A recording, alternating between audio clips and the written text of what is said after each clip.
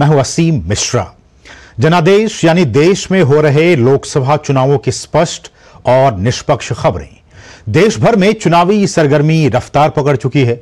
सभी पार्टियों के दिग्गज नेता प्रचार में जुट चुके हैं और जनादेश प्राप्त करने के लिए ताकत झोंक रहे हैं। बताएंगे क्या रही दिन भर की चुनावी सरगर्मियां और चुनावी हलचल। साथ ही साथ जानेंगे जमीनी सियासी हकीकत क्या है और मौजूदा समीकरण किस ओर इशारा कर रहे हैं। तो आइए शुरू करते अपना खास कार्यक्रम जनादेश, लेकिन सबसे पहले नजर डालेंगे इस वक्त की चुनावी सुर्खियों पर। प्रधानमंत्री नरेंद्र मोदी ने नमो ऐप के जरिए उत्तर प्रदेश और पश्चिम बंगाल के भाजपा कार्यकर्ताओं से किया संवाद। कार्यकर्ताओं को दिया जीत का मंत्र, कहा हम इस चुनाव में परिवारवाद के खिलाफ लड़ रहे हैं लड़ाई।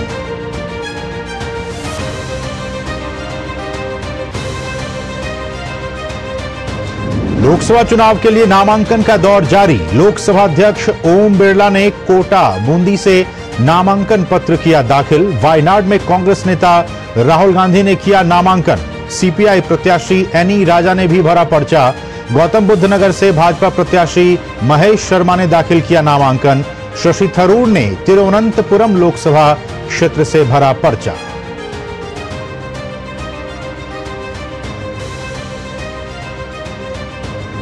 लोकसभा चुनाव के लिए प्रचार ने पकड़ा जोर। अमित शाह ने मुजफ्फरनगर में की विशाल जनसभा।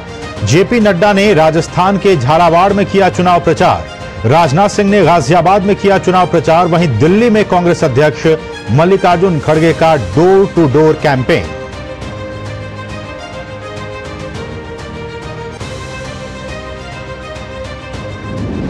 कांग्रेस को लगा बड़ा झटका। बॉक्सर विजेंद्र सिंह कांग्रेस का दामन छोड़ बीजेपी में हुए शामिल।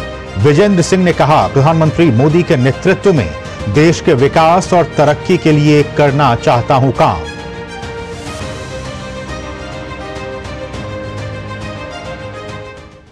और लोकसभा चुनाव की बढ़ती सरगर्मियों के बीच दूसरे चरण के लिए धुआंधार नामांकन लगातार हो रहे हैं।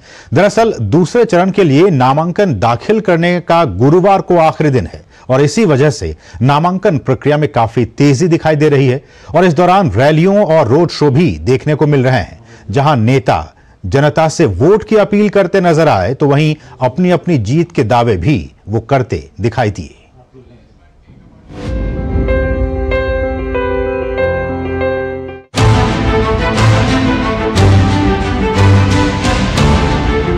अठारहवीं लोकसभा के लिए दूसरे चरण में 89 सीटों पर 26 अप्रैल को होने वाले मतदान के लिए नामांकन ने रफ्तार पकड़ ली है।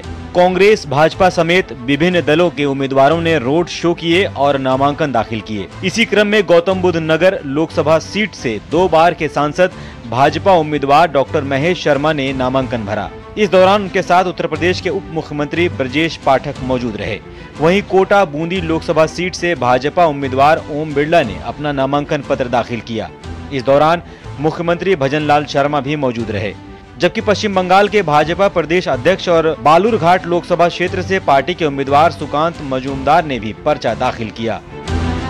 कोटा बूंदी की जनता का प्यार सिरे मिलता था तो मोदी जी मुझे बहुत आशीर्वाद देते थे, और आज कोटा के विकास की बात करता हूं तो चाहे हाईवे हो, रेलवे हो, रोड हो,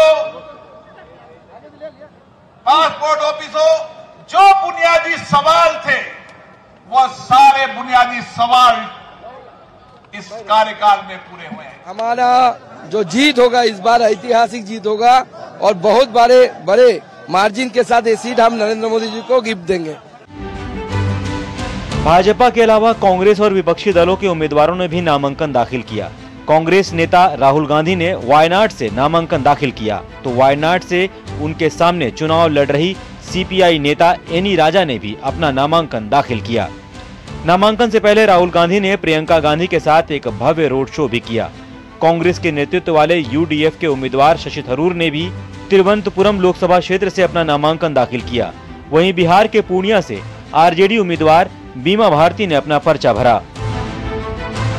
This election is a fight for democracy and for the Constitution of India. That's what the fight is about. It's very clear to all of you who is on which side. It is very clear who is attacking the constitution, who is attacking the democratic structure of this country. Examine whether Rahul Gandhi is afraid or UDF is afraid or not. We are here. I am here as a left Democratic Front's candidate to go to the people and tell them, to understand them what they expect from me, and that work we are doing for more than a month. दूसरे चरण में 89 सीटों पर मतदान होना है, जिसकी नामांकन प्रक्रिया 28 मार्च से शुरू हुई थी। दूसरे चरण में जिन सीटों पर चुनाव होना है उनमें केरल की सभी 20 सीटें, कर्नाटक की 14 सीटें, राजस्थान की 13 सीटें, उत्तर प्रदेश की 8, महाराष्ट्र की 8, मध्य प्रदेश की 7 सीटें शामिल हैं। इसके अलावा असम और बिहार की 5-5 सीटें, छत्तीसगढ़ और पश्चिम बंगाल की 3-3 सीट, जबकि त्रिपुरा, मणिपुर और जम्मू कश्मीर की 1-1 सीट शामिल है। जनादेश डेस्क, डीडी न्यूज।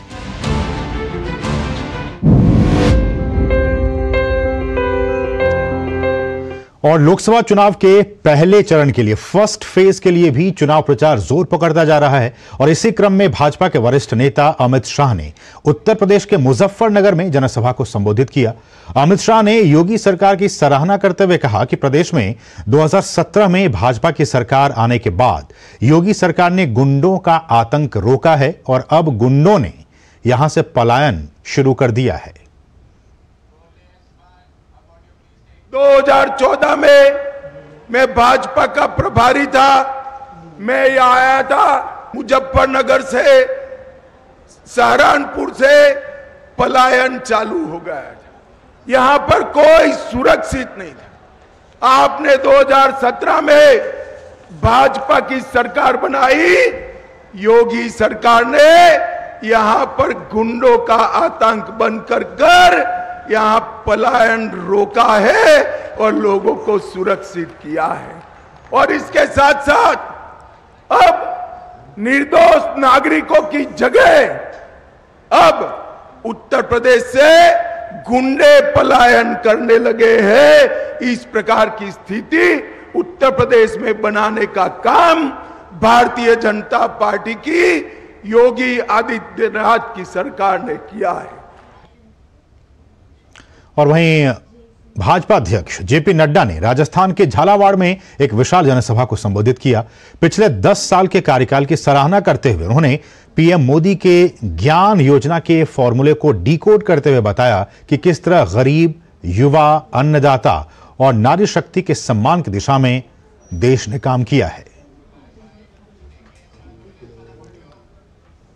प्रधानमंत्री जी की योजना है ज्ञान, जी फॉर गरीब, वाई फॉर युवा, ए फॉर अन्नदाता और एन फॉर नारी शक्ति। ज्ञान, जब गरीब का विकास होगा, जब युवा का विकास होगा, जब अन्नदाता की चिंता होगी और जब नारी शक्ति को सम्मान मिलेगा तो देश आगे बढ़ जाएगा। इस बात को लेकर के हम चलें। और वहीं भाजपा के वरिष्ठ नेता राजनाथ सिंह ने गाजियाबाद में भाजपा प्रत्याशी अतुल गर्ग के समर्थन में एक चुनावी सभा को संबोधित किया। इस दौरान उन्होंने गाजियाबाद से अपने पुराने संबंधों को याद करते हुए कहा कि यहां की जनता का उनके हृदय में एक विशेष स्थान है और यहां की जनता के लिए वो सदैव उपस्थित हैं। और वहीं केंद्रीय मंत्री स्मृति ईरानी ने खजुराहो से भाजपा उम्मीदवार वीडी शर्मा के समर्थन में नामांकन रैली में हिस्सा लिया। इस मौके पर उन्होंने कहा कि मैं उस क्षेत्र से हूं जहां 5 दशक तक एक खानदान का राज रहा है।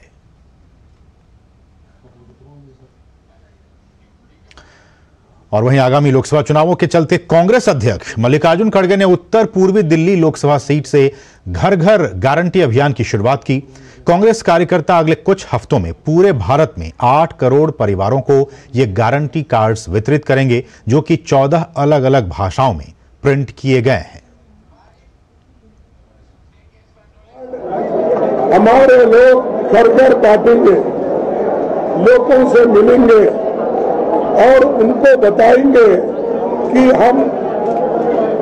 हमारी सरकार, अलायंस की सरकार आने के बाद हम क्या क्या चीजें करने वाले हैं, ये इसमें सविस्तर से बताया गया है।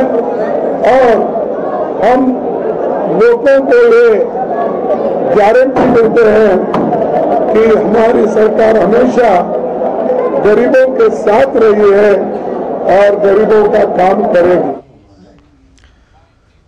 और वहीं कर्नाटक के मुख्यमंत्री सिद्धारमैया और कर्नाटक के उप मुख्यमंत्री डीके शिव कुमार ने चामराजनगर में कांग्रेस नेता सुनील बोस के समर्थन में रोड शो किया।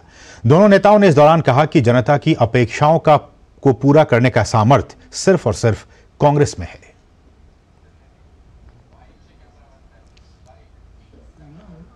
और वहीं एआईएडीएमके के तिरुचिरापल्ली लोकसभा उम्मीदवार पी करुपैया ने श्री सैंडल मरियम्मन मंदिर में पूजा की और अपना चुनाव अभियान शुरू किया। इस दौरान उन्होंने डीएमके सरकार को घेरते हुए कहा कि प्रदेश में कानून व्यवस्था पूरी तरह से फेल हो चुकी है।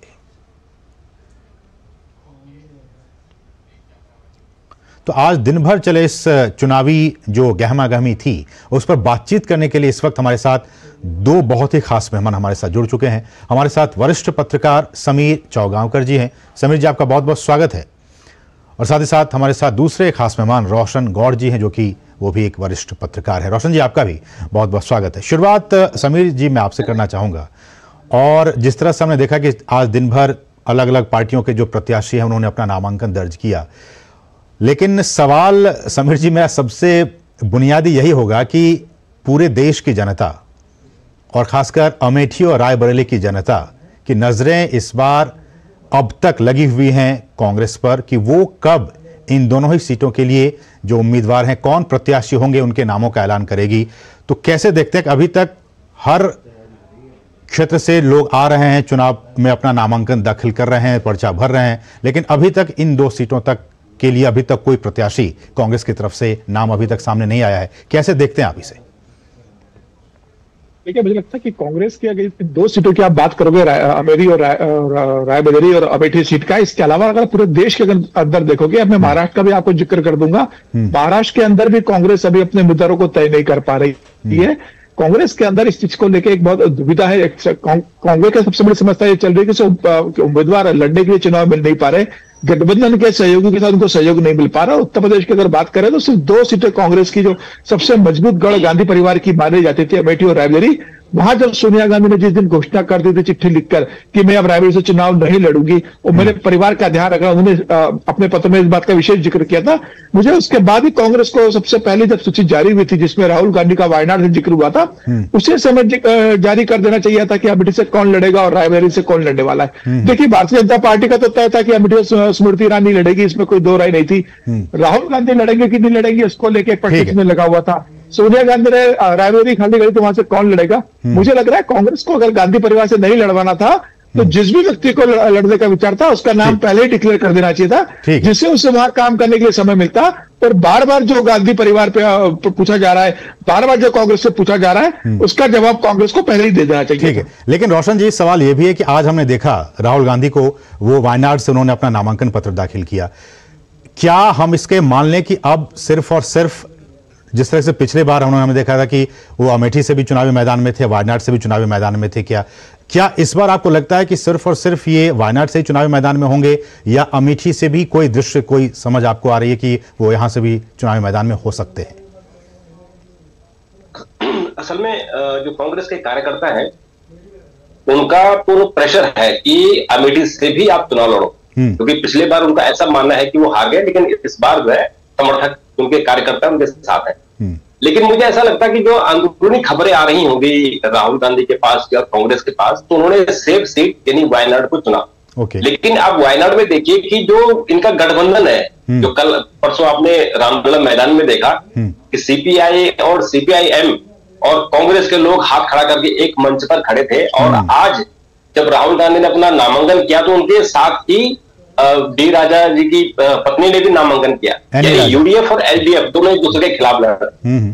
तो ये इस बार क्या वो सेफ होगी उनके लिए वो सीट, ये भी सवाल है। इसलिए इन पर प्रेशर तो है कि आप अमेठी से भी लड़ो, लेकिन मुझे ऐसा लगता है कि जिस तरह से सोनिया गांधी जी ने कहा कि वो राज्यसभा में रहेंगी, अब वहां नहीं करेंगी, ये तो क्लियर हो गया कि रायबरेली कांग्रेस के परिवार से चला गया है। जबकि लोग जो कांग्रेस के कार्यकर्ता है उनका मानना था कि अमेठी और रायबरेली को कांग्रेस परिवार को नहीं छोड़ना चाहिए था, यानी गांधी परिवार को नहीं छोड़ना चाहिए था। लेकिन जो उनके सामने परिस्थितियां हैं कि पिछली बार बड़ी मुश्किल से एक सीट उनको मिली थी और इस बार क्या पता वो भी ना मिले, तो इसलिए थोड़ा संकट उनके सामने। हम रोशन जी इस पे और भी विस्तार से बात करेंगे, क्योंकि अमेठी में स्थिति क्या है, रायबरेली में क्या कोई स्थिति है, इस पर विस्तार से करेंगे एक छोटे से ब्रेक के बाद। एक बहुत ही छोटे से ब्रेक का वक्त हो गया है और ब्रेक के बाद जब वापस आएंगे तो आपको बताएंगे क्या कुछ स्थितियां हैं, खासकर उत्तर प्रदेश में, और उत्तर प्रदेश में भी अमेठी और रायबरेली को लेकर एक छोटे से ब्रेक के बाद।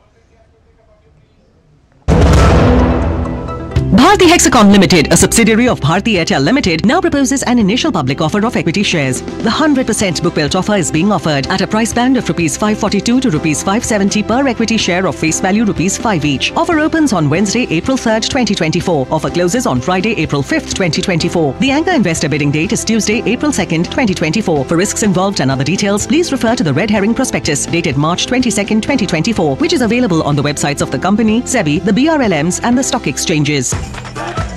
मैं क्या जी सब जानते हैं, जहां दिखे मारियो, अपना समझ के खा लियो। स्वाद से सबको दीवाना कर दे, दीवाना कर दे। पता का चाय, गजब का स्वाद। Delivery boy has picked your order. अरे भाई पता है भूख लगी है, 30 मिनट का मैसेज नोटिफिकेशन आया था ना। मैसेज के सारे थोड़ी बैठ सकते हैं। कल आपने कुछ शेयर्स बेचे थे ना? हाँ, तो चेक किया? मैसेज आया तो था। सिर्फ मैसेज काफी नहीं है, आप शेयर मार्केट में कोई भी ट्रांजैक्शन करते हैं ना, तो स्टॉक एक्सचेंज से आए SMS या ईमेल को अपने डीमैट अकाउंट और बैंक स्टेटमेंट के साथ भी टैली कीजिए। बेटा भूख में ना दिमाग बंद हो जाता है। सोच कर, समझ कर, इन्वेस्ट कर। अगर छोले बने तो गोल्डी छोले मसाले, जहाँ जाए रिश्ते बनाए, जहाँ जाए रिश्ते बनाए, गोल्डी मसाले।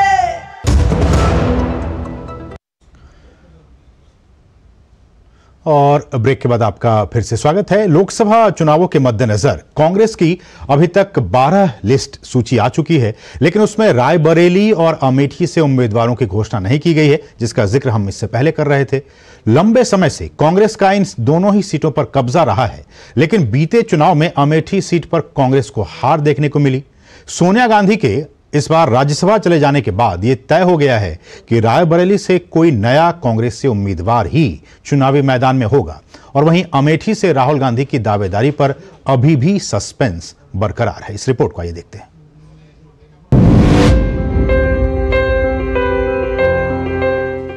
देश के सबसे बड़े प्रदेश में शून्य की आशंका, ये वो खतरा है जो हर कांग्रेसी को भीतर ही भीतर बेचैन कर रहा है। भले ही समाजवादी पार्टी से हाथ मिलाकर कांग्रेस उसके हिस्से आई 17 सीटों में से 13 पर प्रत्याशी घोषित कर चुकी है, लेकिन शेष बची 4 सीटों में अमेठी व रायबरेली की उम्मीदवारी को लेकर पूरे देश की जनता की नजरें टिकी हुई हैं। भले ही कांग्रेस ने अब तक लोकसभा के लिए 231 सीटों पर प्रत्याशियों की घोषणा कर दी हो, लेकिन कांग्रेस अब तक गांधी परिवार की परंपरागत सीट माने जाने वाली अमेठी और रायबरेली से आखिरकार क्यों उम्मीदवार घोषित नहीं कर पाई है। बहरहाल पिछले चुनाव में अमेठी सीट पर अपने तत्कालीन अध्यक्ष राहुल गांधी की हार से पार्टी इस बार फूंक फूंक कर कदम बढ़ा रही है। भाजपा की किलेबंदी देखकर कोई फैसला ले पाना उसके लिए बेहद कठिन हो गया है।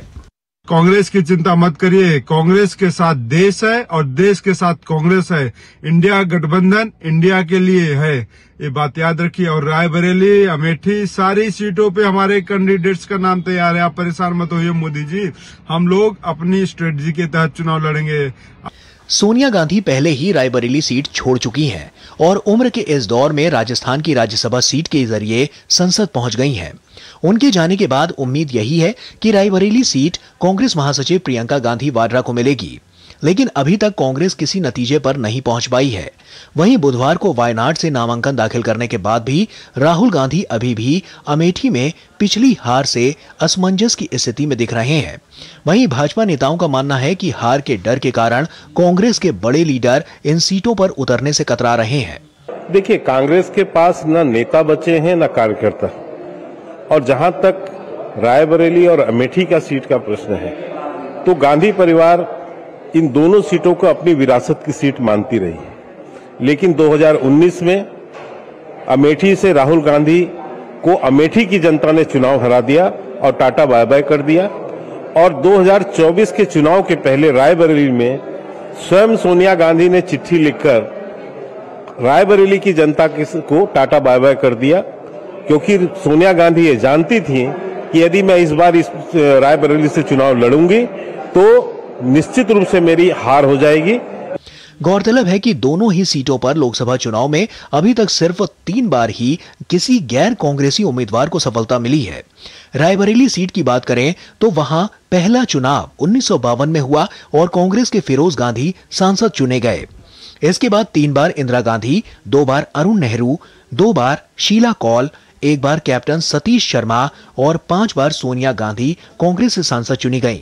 1977 के चुनाव में जनता पार्टी के राजनारायण और 1996 व 1998 के चुनाव में भाजपा के अशोक सिंह यहां से सांसद चुने गए थे।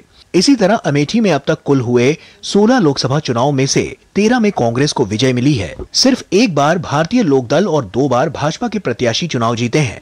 कांग्रेस के आखिरी सांसद राहुल गांधी रहे, जो 2 चुनाव जीतने के बाद तीसरे चुनाव में भाजपा की स्मृति ईरानी से पराजित हो गए थे। जनादेश डेस्क, डीडी न्यूज।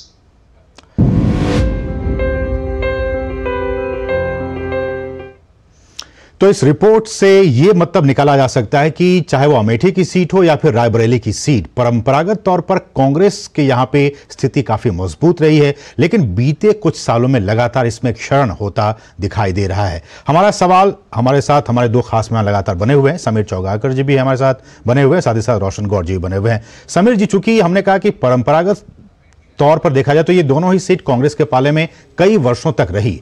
अब अगर इस चुनाव में कांग्रेस की तरफ से राहुल गांधी या फिर प्रियंका गांधी अगर चुनाव में आती हैं और अगर दोनों ही सीटों से अगर ये दोनों ही चुनाव नहीं लड़ते हैं, कोई और फेस आता है, तो क्या इससे लगता है कि उत्तर भारत में खासकर बीजेपी इस पूरे मुद्दे को बहुत कैश करेगी और इसका एक नेगेटिव इंपैक्ट भी जाएगा इस बार के चुनाव में कांग्रेस के खिलाफ? देखिए, अभी आपने जिक्र किया रायबरेली अमेठी का कि परंपरागत सीट कांग्रेस की रही। आप देखिए परंपरागत सीट होने के बाद भी क्षेत्र के अंदर क्या विकास हुआ है। सोनिया गांधी जिस सीट को रिप्रेजेंट करती रही, 10 साल यूपीए का शासन रहा है। राहुल गांधी वहां से अमेठी से सांसद रहा है, यूपीए का शासन रहा है। वहां पर कोई विकास का काम नहीं किया गया और यही कारण रहा कि राहुल गांधी को अमेठी की जनता ने 2019 के चुनाव में हरवा दिया था। देखिए, सोनिया गांधी और राहुल गांधी के बाद अब कांग्रेस किसे उम्मीदवार बनाती है, कांग्रेस का आंतरिक मामला है। भारतीय जनता पार्टी लगातार इस बात को लेकर हमलावर है कि आप वहां से प्रत्याशी घोषित नहीं कर रहे हैं। राहुल गांधी वायनाड क्यों जा रहे हैं, अमेठी से चुनाव लड़े। स्मृति ईरानी बार बार चुनौती देती है राहुल गांधी को अमेठी में चुनाव लड़कर देख लें। प्रियंका गांधी के लिए कहा जाता है कि वो रायबरेली आकर चुनाव लड़े। सोनिया गांधी की सीट पर पहली बार लोकसभा चुनाव लड़े तो वहां से लड़े। कांग्रेस के कार्यकर्ता चाहते हैं, लेकिन जमीनी स्तर पर आपका संगठन है क्या? कितने विधायक बचे अमेठी और रायबरेली में? जो है वो छोड़ के चले गए। समाजवादी पार्टी जो आपके सहयोगी, उसके भी अभी विधायक ने पांडे ने भारतीय जनता पार्टी ज्वाइन कर ली। अदिति सिंह आपकी विधायक चली गई। आपकी कोई विधायक नहीं, आपके जमीनी स्तर पर जिलाध्यक्ष नहीं है, आपके कार्यकर्ता नहीं है। ऐसे में सिर्फ जाके फॉर्म भरने से आप चुनाव नहीं जीतोगे। अगर आपको चुनाव लड़ना था तो 5 साल आपको वहां पर काम करना था, जनता से जनसंपर्क बनाए रखना था। राहुल गांधी जब अपनी न्याय यात्रा लेकर अमेठी आए थे तो अमेठी में रात को जरूर रुके, लेकिन सिर्फ 12 सेकंड 15 सेकंड का उन्होंने अमेठी की जनता से संवाद किया था। क्या राहुल गांधी अमेठी के लोगों से मिले? इतने साल रहने के बाद भी क्या राहुल गांधी ने अमेठी के अंदर अपना मकान बनाया है? क्या प्रियंका सोनिया गांधी ने रायबरेली के अंदर अपना मकान बनाया है? क्या वो आप चुनाव पे चले, जुड़ाव नहीं है आपका। और अब आप कह रहे हो कि हम जाके चुनाव लड़ेंगे, अगर फॉर्म भी भर दोगे तब भी हार की निश्चित है। एक तर्क समीर जी ये कहा जा रहा है कि चूंकि ये दोनों नेता, चूंकि लोकसभा का चुनाव है, अलग अलग राज्यों में जाएंगे, उनके पास समय नहीं होगा कि वो अपने आप को खुद को बांध कर रखें सिर्फ और सिर्फ अमेठी और रायबरेली की सीट पर। देखिए, इनका इतना संगठन मजबूत होना चाहिए था। राहुल गांधी और सोनिया गांधी का रायबरेली अमेठी में इतना काम होना चाहिए था कि सिर्फ फॉर्म भरने जाते हैं तो चुनाव जीत जाते। क्या प्रधानमंत्री मोदी तो गुजरात से आते हैं, वाराणसी में प्रधानमंत्री मोदी को प्रचार करने की जरूरत है क्या? बिल्कुल। नामांकन बनेंगे उस दिन, एक दिन रैली करेंगे, 6-7 लाख वोटों से जीत जाएंगे। अमित शाह को गांधी नगर में क्या कैंप करके प्रचार करने की जरूरत है क्या? अमित गांधी चुनाव लड़ रहे हैं ना, अमित शाह चुनाव लड़ रहे हैं गांधीनगर से। तो उन्होंने यह तो नहीं कहा कि मुझे संगठन और बाकी प्रचार देखना है। सारे बड़े नेता चुनाव लड़ रहे हैं। आपका अगर क्षेत्र में इतना लंबा समय बिताया है तो जनता से आपका इतना संपर्क होना चाहिए, आपकी स्वीकारता इतना होना चाहिए, जमीनी स्तर पर आपका इतना काम होना चाहिए कि आप सिर्फ फॉर्म भर दो तो भी आप चुनाव जीत जाओ। ठीक है। लेकिन चूंकि गांधी परिवार ने वहां इतना काम नहीं किया, उसी का परिणाम यह है कि आज गांधी परिवार से वहां कोई चुनाव लड़ने की हिम्मत नहीं कर पा रहा। लेकिन रोशन जी, अगर दोनों ही, मैं राहुल गांधी की भी बात कर रहा हूं, प्रियंका गांधी की भी बात कर रहा हूं, अगर दोनों ही अमेठी और रायबरेली सीट पर हालांकि वायनाड से वो पर्चा भर चुके, लेकिन अगर फिर भी वो अमेठी सीट पे आते हैं, वहां से भी चुनावी पर्चा दाखिल करते हैं, तो ऐसे में जो तर्क है कांग्रेस के पास, उसको आप कैसे देखते हैं कि देखो हम डर से और फिर हार से हम भागे नहीं, हम हैं, हम आए और आपके बीच एक बार फिर से चुनावी मैदान में है, तो ये तर्क कांग्रेस का कितना इसको आप स्ट्रांग मानते हैं? और दूसरी बात, बीजेपी के इस तर्क को आप कैसे देखते हैं कि बीजेपी जब इस बात को कहे कि देखिए आप आए, क्योंकि आप वहां पे एक हैं, हार के डर से आप वायनाड में भी तो आप हैं ही, लेकिन एक बार फिर से यहां से भी आप अपने आप को चुनावी मैदान में खड़े कर रहे हैं। देखिए, मुझे ऐसा लगता है कि कांग्रेस के दोनों बड़े लीडर, अगर राहुल गांधी और प्रियंका गांधी चुनाव लड़ती है, तो जिन सीटों पर, यानी कुल 17 सीटों पर वहां कांग्रेस चुनाव लड़ रही है, तो उनके जो उम्मीदवार है उनमें एक आत्मविश्वास बढ़ेगा। अगर इन्होंने चुनाव नहीं लड़ा तो आप ये मान के चले कि वो सरेंडर कर गए हैं, बिल्कुल, और फिर उनको कोई उम्मीद भी नहीं बचेगी। इसका खामियाजा पूरे देश में भुगतना पड़ सकता है।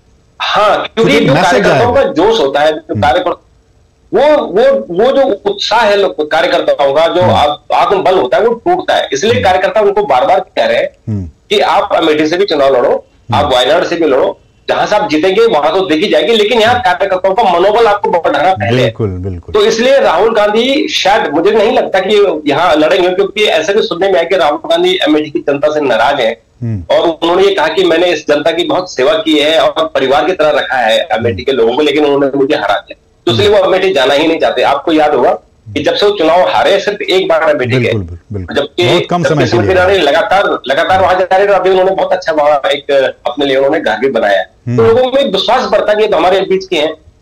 तो ये कांग्रेस के सामने जो चुनौती है कि उत्तर प्रदेश में जो कभी कांग्रेस का गढ़ हुआ करता था, आज वो एक सीट के लिए तरस रही है। तो इसलिए उसको अपने कार्यकर्ताओं में, जो कार्यकर्ता उनका जा चुका है, उस कार्यकर्ताओं को वापस लाने के लिए, उनमें आत्मविश्वास जगाने के लिए वो चुनाव लड़ने की सोच सकते हैं, लेकिन अभी कंफर्म नहीं है। उसमें कुछ जानकार रोशन जी ये भी कह रहे हैं कि बीजेपी, अगर कांग्रेस की तरफ से इन दोनों ही सीटों पर गांधी परिवार से ही दोनों लोग आते हैं चुनावी मैदान में, तो बीजेपी इस बात को भी कह सकती है लोगों के सामने जाकर के, देखो परिवारवाद को बढ़ाने के लिए एक बार फिर से गांधी परिवार के ही दोनों बच्चे सामने आए हैं। बिल्कुल, अगर दोनों चुनाव लड़ते हैं तो फिर मुद्दा बनेगा परिवारवाद का, जो प्रधानमंत्री नरेंद्र मोदी 2014 से इस मुद्दे को उठा रहे हैं कि परिवारवाद है, एक परिवार के इर्द गिर्द पूरी पार्टी घूम रही है। तो जो बीजेपी का आरोप है, उस आरोप को फिर बल मिलेगा। बिल्कुल। तो इसलिए अभी तो खैर अभी क्लियर नहीं है, लेकिन मुझे नहीं लगता कि ये प्रियंका गांधी भी इस बार चुनाव लड़ेगी, जो कांग्रेस के तरफ से जो खबरें आ रही है।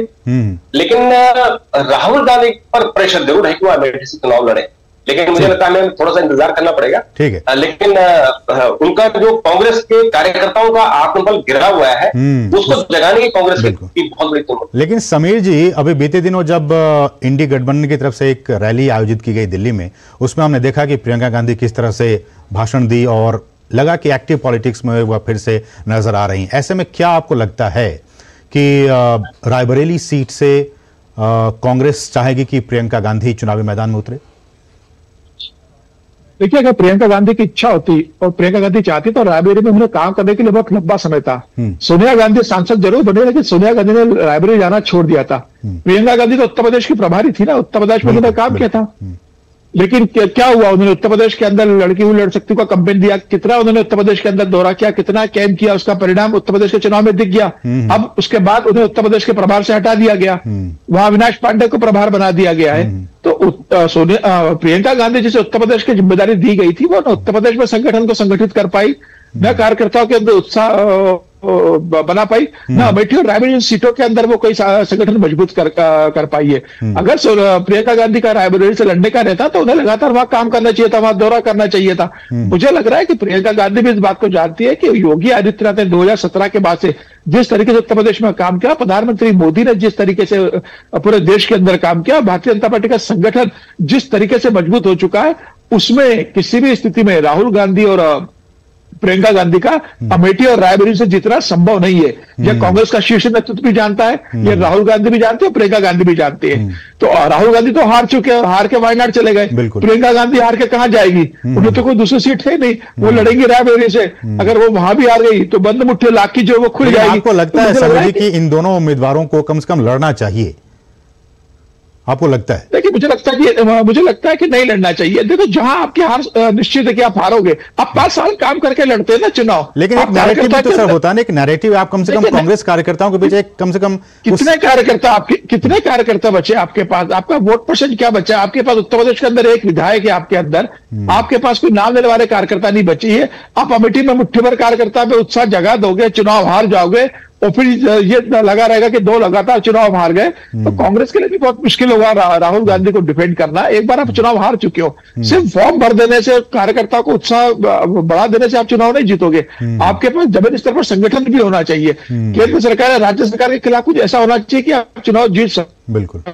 योगी आदित्यनाथ वहां प्रदेश में लोकप्रिय है, योगी आदित्यनाथ वहां चुनाव प्रचार अभियान करेंगे, प्रधानमंत्री मोदी रैली करेंगे, जमीनी स्तर पर उनका भाजपा का बहुत मजबूत है। ऐसे में सिर्फ फॉर्म भर के आप कुछ कार्यकर्ताओं में उत्साह भर के जी ठीक है, लेकिन आपकी आवाज ठीक से नहीं पहुंच पा रही है। कुछ कह रहा है कि राहुल गांधी को लगता है इसके लिए तो कुछ नहीं कर सकता, लेकिन ये तय है कि अब इतनी देर हो चुकी, शायद मुझे लगता है कि राहुल गांधी और प्रियंका गांधी चुनाव नहीं लड़ेंगे। अगर वो चुनाव लड़ने वाले होते हैं ठीक पार्टी के ठीक है, बने रहिए समीर सर। रोशन जी, ये तो हुई कांग्रेस की बात, लेकिन ब्रेक पे जाने से पहले एक बहुत ही छोटा सा सवाल ये कि बीजेपी ने भी रायबरेली सीट से कौन उम्मीदवार होगा इसको लेकर कोई घोषणा नहीं की है। असल में उनके दिमाग में 2-3 कैंडिडेट हैं, तो हो सकता है कि वो उनमें से क्या वेट एंड वॉच वाली स्थिति है कि पहले बीजेपी देख रही है कि कांग्रेस की तरफ से कौन उम्मीदवार होता है, फिर उस हिसाब से कैंडिडेट को उतारा जाए? बिल्कुल, मुझे लगता है कि अगर उसमें प्रियंका गांधी अगर चुनाव लड़ती हैं तो बीजेपी कैंडिडेट कोई और होगा। अगर वो चुनाव नहीं लड़ती हैं तो फिर कांग्रेस से आए हुए एक एमएलए है, हो सकता है कि उनको टिकट दें। मुझे लगता है ये वेट एंड वॉच वाली बात। ठीक है, रुकेंगे बहुत ही छोटे से ब्रेक। आप दोनों मेहमानों से रिक्वेस्ट है कि आप हमारे साथ बने रहिए, एक छोटे से ब्रेक का वक्त हो गया।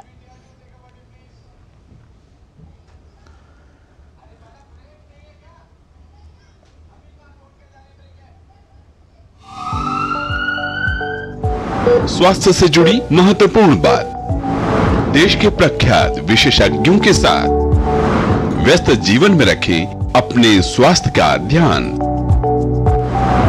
सेहत के लिए जरूरी है पोषण, साथ ही रोजाना करें व्यायाम।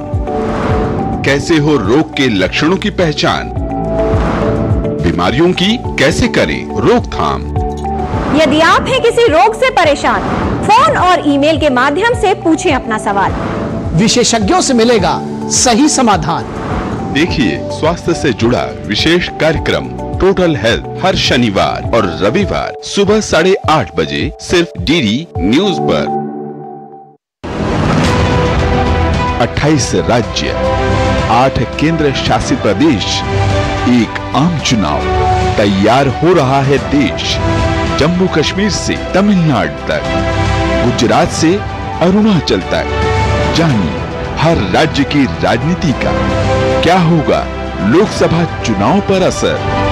आम चुनाव 2024 राज्य नीति, सोमवार से शुक्रवार शाम 6:30 बजे सिर्फ डीडी न्यूज पर।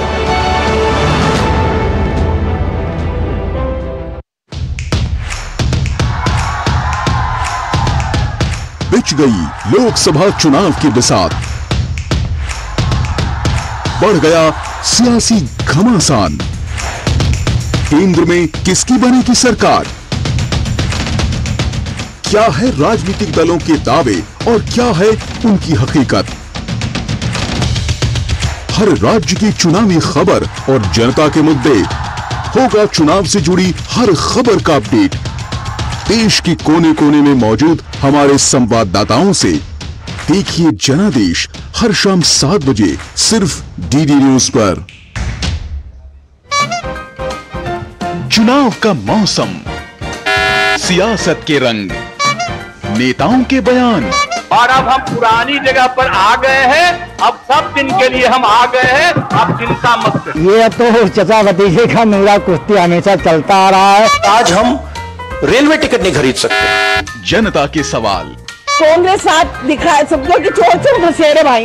सियासी हलकों में राजनीतिक घमासान, फिर उठे रब को मनाना आसान है, आजम खां को मनाना मुश्किल है। कंफ्यूजन ही कंफ्यूजन है, सॉल्यूशन का पता नहीं। चुनाव का मौसम हो और राजनीतिक चकल्लस ना हो, ऐसा हो ही नहीं सकता। देखिए चुनावी चकल्लस के रंग डीडी न्यूज के संग। चुनावी चकल्लस सोमवार, बुधवार व शुक्रवार शाम 7:30 बजे सिर्फ डीडी न्यूज पर। और ब्रेक के बाद आपका फिर से स्वागत है। और हम अपने दोनों ही मेहमानों से इस बात को लेकर एक आखिर में छोटे से टिप्पणी चाहूंगा, समीर जी आपसे भी और रोशन जी आपसे भी, कि ये जो लड़ाई है अमेठी की और रायबरेली की, भाजपा और कांग्रेस के लिए कितना आसान कितना मुश्किल? समीर जी, मुझे लगता है कि मुझे लगता है कि भारतीय जनता पार्टी के लिए अभी काफी आसान हो चुकी है, कांग्रेस के लिए बहुत मुश्किल है। और यह सिर्फ कांग्रेस के हमेशा प्रतिष्ठा का प्रश्न रहा था, रायबरेली सीट, अब वो दोनों प्रतिष्ठा की सीट कांग्रेस छोड़ रही है। भारतीय जनता पार्टी राह देख रही है कि रायबरेली से किसको उम्मीदवार बनाया जाता है, उसके हिसाब से भारतीय जनता पार्टी कैसे उतारना है तय करेगी। लेकिन अमेठी का लगता है कि स्मृति ईरानी वहां से जीतेगी, कांग्रेस किसी भी उतार दे, राहुल गांधी आएंगे नहीं। तो मुझे लग रहा है ये कांग्रेस के लिए बड़ा चुनौतीपूर्ण सीट को बचाए रखना रायबरेली और अमेठी। ठीक है रोशन जी, आपकी छोटी सी टिप्पणी। देखिए, अगर कांग्रेस के लिए रायबरेली और अमेठी ये दोनों सीट केवल 2 सीट नहीं है, पूरा उत्तर प्रदेश है। बिल्कुल। अगर यहां से उन्होंने मजबूत कैंडिडेट दिए, राहुल गांधी अगर लड़े तो उनके कार्यकर्ताओं का उत्साह बढ़ेगा, उनका आत्मबल बढ़ेगा। ठीक है। इसलिए बीजेपी के लिए तो 2 सीटें हैं, लेकिन कांग्रेस के लिए 80 सीटें यही है। बिल्कुल बिल्कुल। चलिए, बहुत बहुत शुक्रिया आप दोनों मेहमानों का। समीर जी आपका भी बहुत बहुत शुक्रिया और रोशन जी आपका भी इस कार्यक्रम में शामिल होने के लिए आप दोनों का ही बहुत बहुत शुक्रिया। और अगली स्टोरी आपको बता दें, आगामी लोकसभा चुनाव से पहले कांग्रेस को एक और बड़ा झटका लगा है। ओलंपिक पदक विजेता मुक्केबाज विजेंद्र सिंह ने भाजपा का दामन थाम लिया है। इस मौके पर उन्होंने कहा कि भाजपा सरकार आने के बाद विश्व भर में भारतीय खिलाड़ियों का सम्मान बढ़ गया है। साल 2019 में विजेंद्र सिंह कांग्रेस में शामिल हुए थे। 2019 के चुनाव में उन्होंने दक्षिणी दिल्ली सीट से चुनाव लड़ा, हालांकि वो भाजपा के रमेश बिधूड़ी से चुनाव हार गए थे। आज बीजेपी में शामिल हो रहा हूं और एक तरह से कहते घर वापसी हो रही है मेरी। तकरीबन 19 में मैं चुनाव लड़ा था और ऑलमोस्ट 5 साल होने वाले हैं, अभी 4 साल होने वाले हैं। तो अभी कहते कि इंग्लिश में कहावत है गुड टू बी बैक, तो काफ़ी अच्छा लग रहा है। और जिस तरह से मान सम्मान खिलाड़ियों का देश विदेश में बढ़ा है वो काबिल तारीफ़ है। जैसे हम बाहर यूके में फ़ाइट करने जाते थे, दुबई में फ़ाइट करने जाते थे, आयरलैंड में फ़ाइट करने जाते थे, तो कई बार एयरपोर्ट पर बहुत सारी चीज़ें होती थी। लेकिन जब से हमारी बीजेपी सरकार आई है, मोदी गवर्नमेंट आई है, तब से एक बहुत सरल और कहते बहुत आसान तरीके से हम कहीं भी आ जा सकते हैं। और लोकसभा चुनाव से ठीक पहले महाराष्ट्र कांग्रेस ने पार्टी के बागी नेता संजय निरुपम को पार्टी से निष्कासित करने का प्रस्ताव पारित कर दिया है। कांग्रेस के एक्शन के बाद संजय निरुपम का बयान भी सामने आया है। उन्होंने एक्स पर लिखा कि कांग्रेस पार्टी मेरे लिए ज्यादा ऊर्जा और स्टेशनरी नष्ट ना करे, बल्कि अपनी बची खुची ऊर्जा और स्टेशनरी का इस्तेमाल पार्टी को बचाने के लिए करे। वैसे भी पार्टी भीषण आर्थिक संकट के दौर से गुजर रही है। मैंने जो 1 हफ्ते की अवधि दी थी वो आज पूरी हो गई है। कल मैं खुद फैसला ले लूंगा।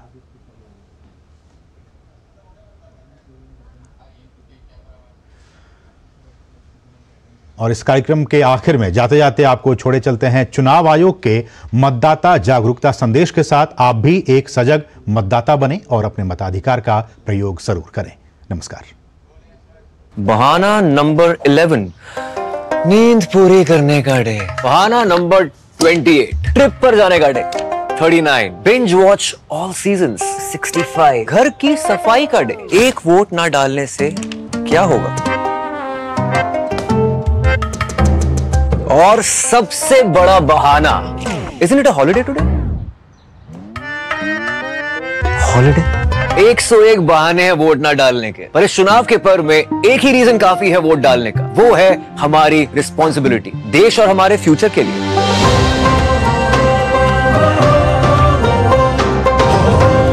तो चलो सब मिलकर मनाते हैं इस चुनाव के पर्व को गर्व के साथ।